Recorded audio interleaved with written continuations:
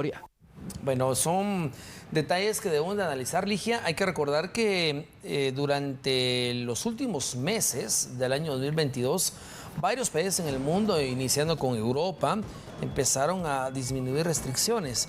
Luego, el primer país en Latinoamérica, en América, fue Estados Unidos. Se le fue sumando pues, países de Sudamérica para poder ir disminuyendo restricciones. Esto era para poder también dar paso a una nueva modalidad en relación a cómo se podría seguir viviendo con esta pandemia. Es decir, la pandemia nunca se va a ir, sino que hay que aprender a vivir con ella. Las inmunizaciones que se fueron haciendo con primera, segunda y tercera dosis, una cuarta dosis, la de refuerzo. Bueno, todo esto conlleva a la liberación ya de tantas restricciones en el mundo. Así es, Axel, y es que recordemos que desde el 2020, cuando se iniciaron a anunciar justamente estas restricciones en cuanto al distanciamiento físico, el lavado de manos, el uso de la mascarilla prácticamente en todo momento, en el transporte público, en un centro médico, al momento de estar al aire libre, pues muchas personas se preguntaban hasta cuándo justamente íbamos a estar así. Bueno, creo que ya vamos teniendo cada vez la fecha un poco más clara, tomando en cuenta que entonces ya estas restricciones cada vez se están eliminando, pero lo que vamos a tratar con un médico, Axel, es que la pandemia aún continúa, aún siguen habiendo contagios. Incluso las autoridades, cuando empezaron a liberar estas restricciones, no hablemos solo de Guatemala, sino a nivel del mundo, habían indicado que sí iba a haber un rebrote, pero como ya se tenía la vacuna, se tenía un poco más de protección, pero recalcamos que hay muchas personas que no se han puesto la vacuna y que también continúan en riesgo. Es importante entonces mantener dentro de la medida de lo posible pues estas medidas de prevención, especialmente si las personas, por ejemplo, padecen de algún tipo de enfermedad como diabetes o si son adultos mayores, que sabemos que están en esta población en riesgo ante complicaciones del COVID-19, que como mencionamos aún continúa la enfermedad, y es importante que si alguien está contagiado pues que tome todas las medidas necesarias. No, definitivamente, y es que hay que recordar también que no se podía vivir siempre encerrado. En algún momento determinado se tenía que dar sus pasos, se fueron dando paulatinamente, y ahora pues también se viene esta situación también de los aeropuertos y puertos y puntos fronterizos que también han disminuido sus restricciones. Pero bueno, momento de hablar ya con los expertos. Ligia, está la doctora Iris Casali con nosotros. Bienvenida, como siempre, y gracias por atender la llamada de TN23. Doctora, en el sentido de los expertos como usted, ¿cómo visualiza el panorama 2023, tomando en cuenta que varios países del mundo han ido liberando y que también Guatemala se está sumando a ir de esta manera liberando restricciones, pero siempre manteniendo esas medidas de prevención? Sí, Axel, muchísimas gracias. Ligia, muy buenas tardes.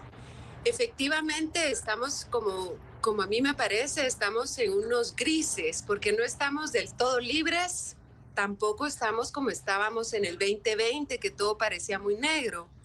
Estamos en ese espectro de gris en donde hacer poco no es bueno, hacer mucho tampoco. Entonces, tomando en cuenta que el virus sigue todavía dentro del planeta, sigue mutando, es decir, sigue cambiando, generando variantes, es muy importante que no lo perdamos de vista.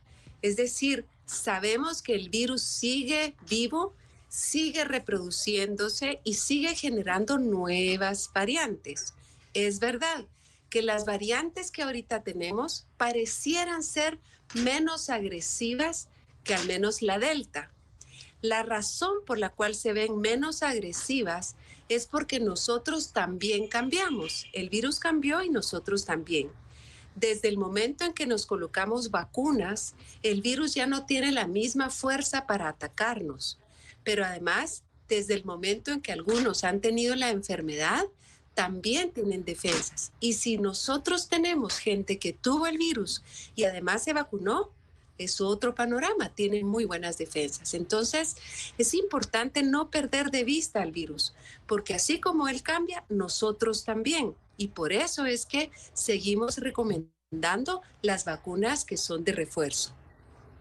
Doctora, sabemos que cada vez se están liberando estas medidas, pero también hay muchas personas que han compartido que al momento de utilizar mascarilla, pues también se han librado de otro tipo de enfermedades, como por ejemplo la influenza, incluso de una gripe común. ¿Qué pasa con esas personas que aún pueden ser de estos pacientes que están en alto riesgo? Ellos sí debieran tener en algún momento pues este tipo de medidas, por ejemplo.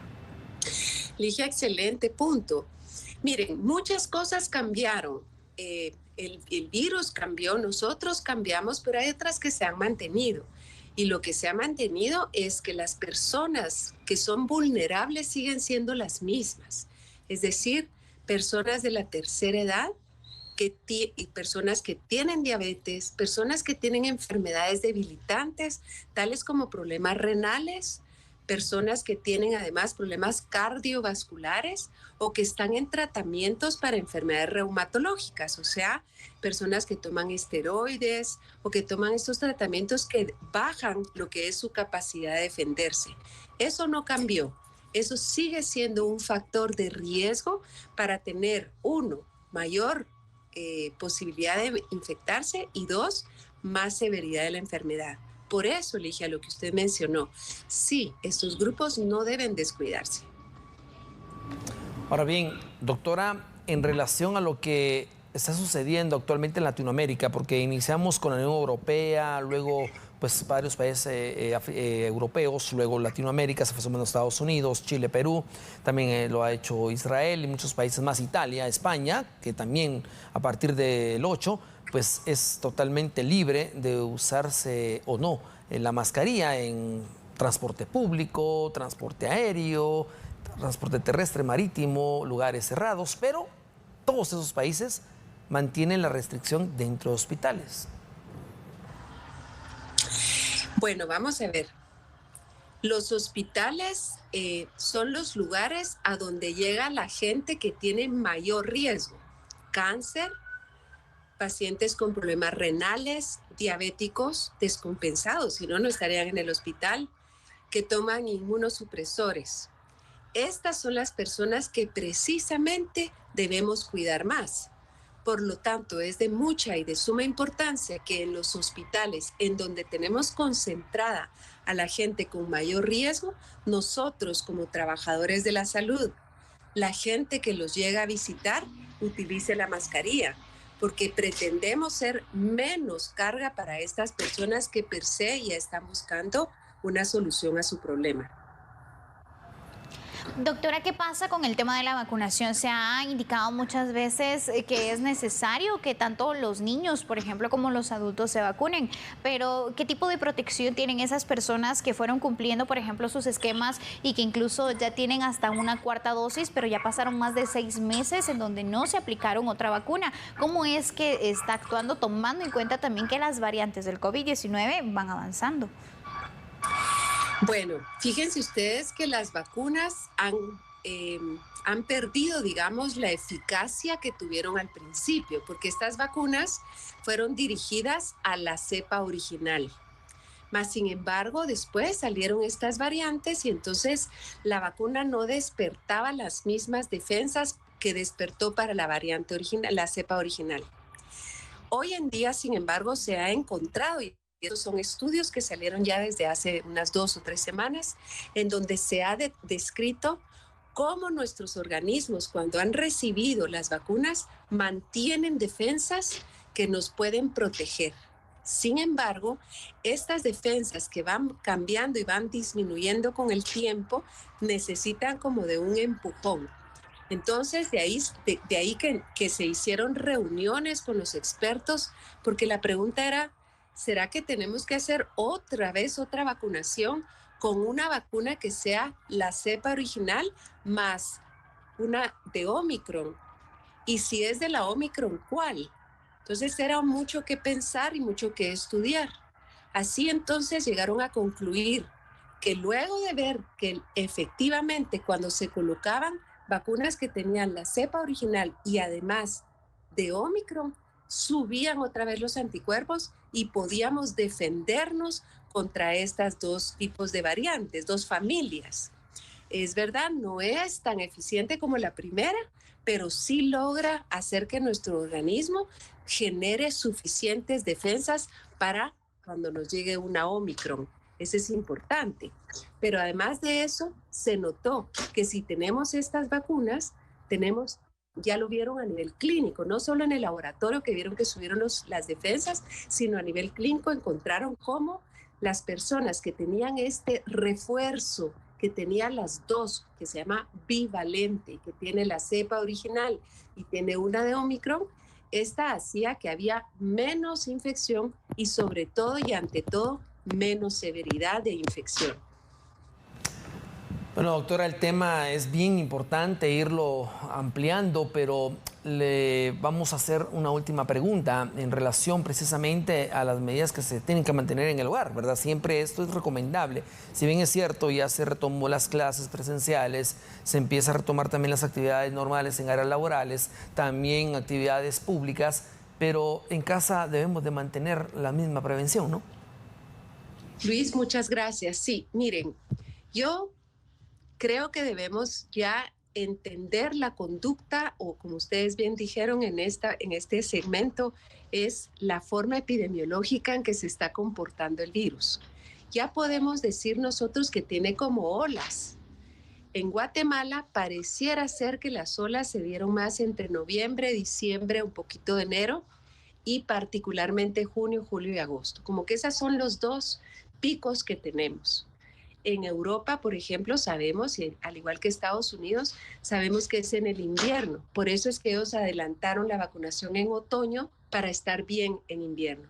Entonces, si nosotros sabemos que hay momentos de picos, es cuando más nos tenemos que cuidar y con mayor razón utilizar la mascarilla, tener la higiene de manos, evitar los grupos grandes donde podamos tener más riesgos de adquirir la infección.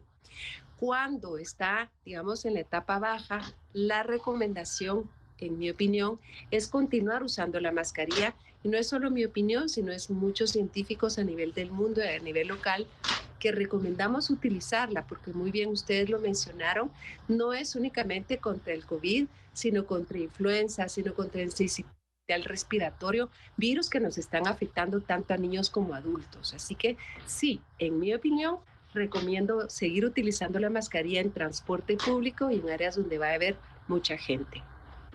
Perfecto, muchas gracias, doctora Iris Casali, por ampliarnos esta información y darnos estas recomendaciones, que sabemos que el tema de la pandemia es bastante complejo, Axel, porque como indicaba la doctora, estamos en ese punto en donde si las autoridades y como población se hace mucho, pues realmente no tiene, por así decirlo, tanto fruto, pero si tampoco se hace nada, tampoco. Así que es importante que si en dado caso usted tiene algún síntoma relacionado al COVID-19, usted acuda a realizarse un hisopado para verificar que no está contagiado. Si en dado caso está contagiada, simplemente se tiene que aislar. Cada vez son menos los días en donde lo tienen que hacer. La mayoría de personas lo toman como una gripe normal. Sin embargo, recuerde que hay otras que están más vulnerables, en donde se estima que justamente tienen un poquito más de problemas de salud al momento de contagiarse del COVID-19. Así que la responsabilidad de cuidarnos está en todo.